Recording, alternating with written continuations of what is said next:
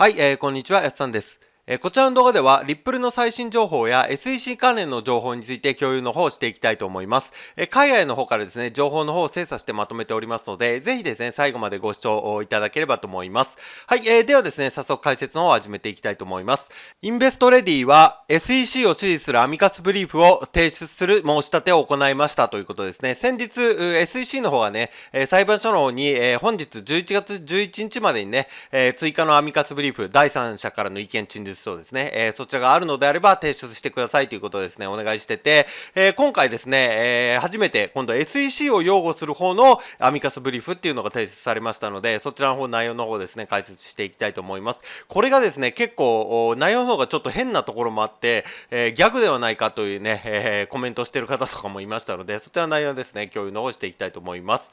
はい、でですね、このように提出をされてまして、で、ジェレミー・ホーガンさんですね、YouTuber 兼、弁護士の方ですが、これに対してですね、推進に有利なアミカスブリーフと、インベストレディは、誰が認定投資家で、誰が認定投資家でないかを確認する会社で、SEC に有利な判決が出れば、彼らのビジネスは利益を得ることができますと。で、このブリーフィングの最大の問題点は、新しい事実がないことであるということでね、リップルは証券であるとかね、もう既存の内容についてね、書かれている内容になります。で、この方もね、インフルエンサーの方になりますが、非常に興味深いことに、認定機関、提携しているような証券会社は、XRP とイーサは、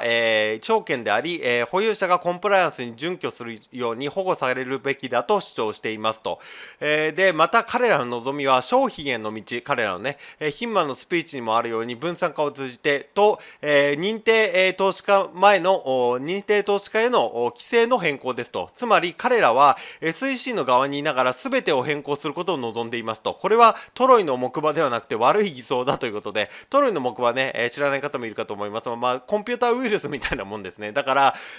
つまりはね、SEC を擁護しているように見えて、自分たちの商品だったり、サービスをね、もっと拡大したいといったね、宣伝になっているので、悪い偽装工作なんではないかということで、ね、配信をされてます。で、ジェレミー・ホーガンさんね、私がリップル社の弁護士なら、このアミカスブリーフに対応するために、前回の準備書面を5ページ追加してもらい、そのまま無視して、さらに5ページ分の議論をするところですと。で、その内容がね、こちらになります。まあ、リップルはね、証券だと、それをね、投資家が被害を被ると。で、それについての解決策として、こういったものがあると。リップルとイーサの、保有者をコンプライアンスに、保護されるようにすると。で、XRP が証券であることを考えると、下流への影響も考えなければならないと。2017年の暗号の波に SEC は圧倒され、XRP に対して、2020年の訴訟を起こすために通常許容されるよりも多くの時間を取ることを彼らに許しましたが、XRP トークンの投資家は同様に責任から無罪であり、SEC でさえ予測できなかった事象を予測できなかったために罰せられるべきではありませんと。で、リップル社はこれらの初期投資家に対してその罪を償わせるべきですが、同時にリップル社と XRP を厳格な懲罰で破滅させ、基礎となる事業と投資家の資本を破壊することは、これらの投資家の利益にもなりませんと。この場合、SEC はリップル社と和解し、トークンの取引継続を認め、事後的に証券とみなし、144条の適用除外で販売できるようにすべきですということですね。で、ここからはね、先ほどの内容になりますが、同社のね、インベスターズの定義の拡大と。現在この定義には膨大で安定した収入、2年間で20万ドル、または多額の純資産、主要な家を除く100万ドルを持つ個人のみが含まれていますと。最近 SEC はシリーズ7、65、82のライセンス保有者も、適格することを認めたと。これ多分ね、この会社のサービス、商品になります。しかしこれだけでは十分ではないと。初期段階の証券に参加したいという一般の人々の欲求は高まっていますと。で、ある程度の参加を認めていますが、基本的にこれらの発行の一つを正式に立ち上げる手続きには時間かかり、市場が小さいため、多くの投資可能な資産を除外していますと。SEC は、必要な経済的手段や免許を持たずに、リスクに、オプトインしたいという個人投資家が参加できるような、業界に定着する情報提供の文化ができるよう定義を拡大する必要がありますと。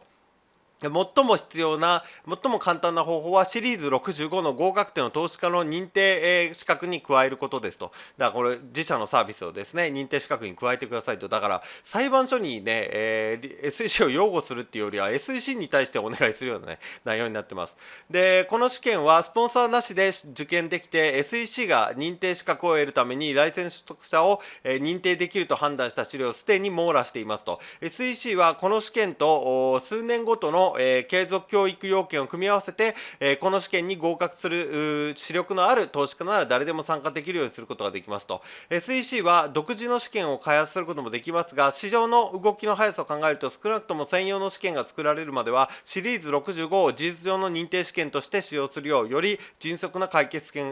策がいいと思われますということでね、もうね、どっちをね、擁護してるのかよくわからないような内容になってます。だから、つまり自社サービスをね、もっとね、広げれば、その投資家保護につながるんではないかなと、ちょっとね、よくわからない内容になってるのかなと思って、こういった形でね、意見の方が出てるかと思います。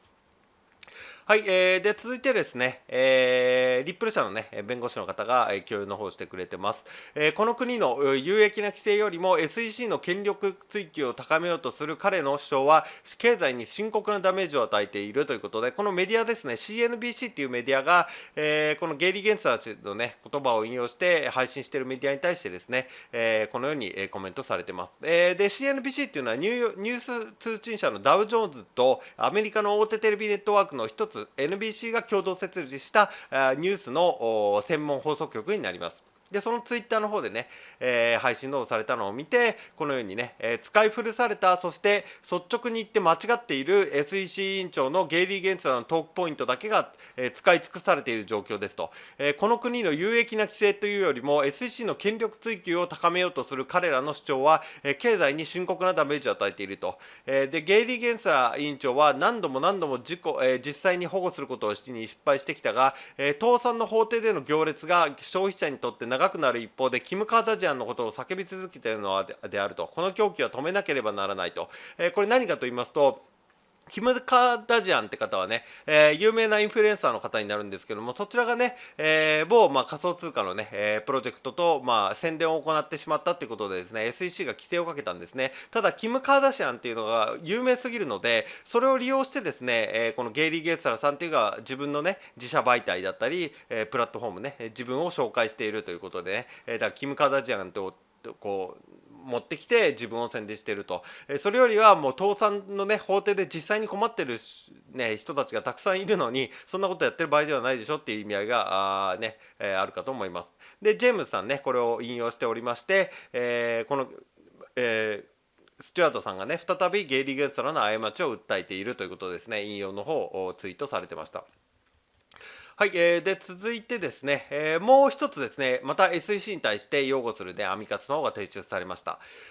こちらがですね、ニューススポーツ、経済研究所というところですね、以下 NSEI というところは SEC を支持するアミカスブリーフィングを提出を申請しましたということで、配信をされています。ドロップボックスのリンクの方は今回の動画の概要欄の僕の方のね、リンクに今回の動画の記事の方、リンク貼っておきますので、そちらクリックしていただければ記事の方見れますので、そこからね、入っていただいてドロップボックスクリックしていただきますと内容の方を見れます。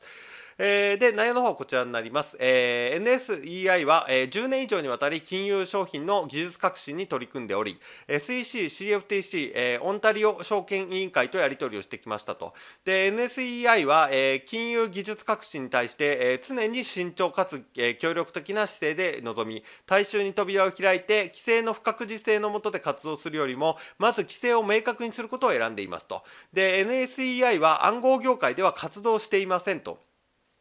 でむしろその主な目標は金融技術革新が尊重される環境を育むことですが、それは透明性が高く、公共の利益に役立つ範囲に限られますと。で NSEI は、法廷にも積極的に参加しており、これまでに、米国最高裁判所への1件、あとニューヨーク控訴裁の1件を含む4件のアミカスキュリアを提出しましたと。でさらに NSEI は金融金融技術革新に関する意見書を規制当局に提出するなどして、公共政策の議論に積極的に取り組んでおり、現在までに、商品先物取引委員会に2件、SEC に1件の意見書を提出していると。で、本件は歴史的金融的背景を考慮した新しい事実関係に対する法原則の適用が必要なケースですと。このアミカスブリーフは暗号通貨の主要な側面を特定し、従来の金融商品と対比させ、その観点から法令や判例を再系統することで、金融分野の重要な知見を提供するものですと。で、このような総合的学際的な視点は法廷に新しい独自の視点を提供することになると思います。NSEI の立場は一言で言えば、暗号通貨は単独ではキャッシュフローを生まない資産であり、その結果単なる投機ツールであり、取引はできるが投資はできない。1933年、証券法及びハウェイは、当時使われていた金融商品を背景に解釈されるべきであると。ただし両方とも、暗号通貨に適用できる、柔軟性はあるということであると。で、この一連の推論は21世紀の金融はそれまでの金融とは全く異なる問題を提起しているという結論に自然に行き着きますと。前世紀は金融機関が持つ情報の多様性が問題であり、投資家は重要な情報を遮断されていて、十分な情報に基づいて投資判断をすることができなかったと。キャッシュフローを生まない資産は投資対象として扱われるべきではないというのが我々の考えであると。で、これは本当の投資家保護には投資という、言葉の、合意形成が必要であることから重要な指摘であると。NSEI は暗号関連の訴訟を適切に解決するためにはこのような独自の見識が全ての訴訟の最前線に立つべきであると考えていますということでね、アミカスブリベ、の方にですね提出のされて、これに対してですね、ビル、モーガン弁護士の方ですね、こちらの方は内容の方にてですね、反論してます。ただ NSEI の主張の根本的な前提が理解できないのですと。暗号投資家はそもそも投資してないというが、暗号はハウェイが適用されるから証券であり、金銭の投資というのが第一条件の投資契約になっていますと。で、もう一つの問題は、キャッシュフローを生み出さない限り、資産は本当の金融資産ではなく、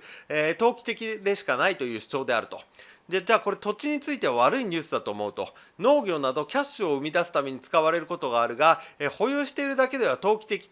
だとは言えないと。で、ここでね、投資と投機の違いというのは、投資とは何らかの付加価値を生み出す資産を購入して長期的に保有し続けていくとこ。で、投機とは資産価格の動く方向を予測して上がるか下がるかにかけて売買を行うことと。で、投機に関しては損をする可能性もあるんですね。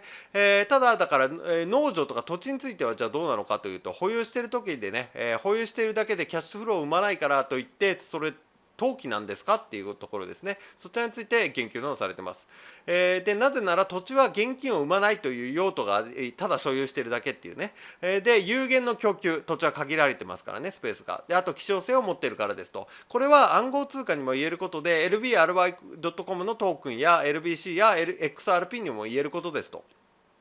で、どのように、ブリーフの15ページでこの典型的なというところについて、しかしユースケースがどうか利益は別の買い手を見つけることができる場合にのみ達成することができますと。で、それは資本利益の観点から言えばあらゆる資産に言えることであって、株式っていうのが、配当金を支払うような方法で収入を得られない多くの商品にも言えることであると。だから暗号通貨がね、買い手がいなかったら売れないから利益をね、持つことができないんじゃないかということに関して、株式に対しても株式を売ることができずにそれを配当金として支払うような仕組みになっているのであればそれも同じではないかと。で、企業収益に貢献しますと。市場では暗号の買い手を見つけることではなくて暗号の金利を支払われたり暗号の価格上昇に対して借り入れをする方法だってありますと。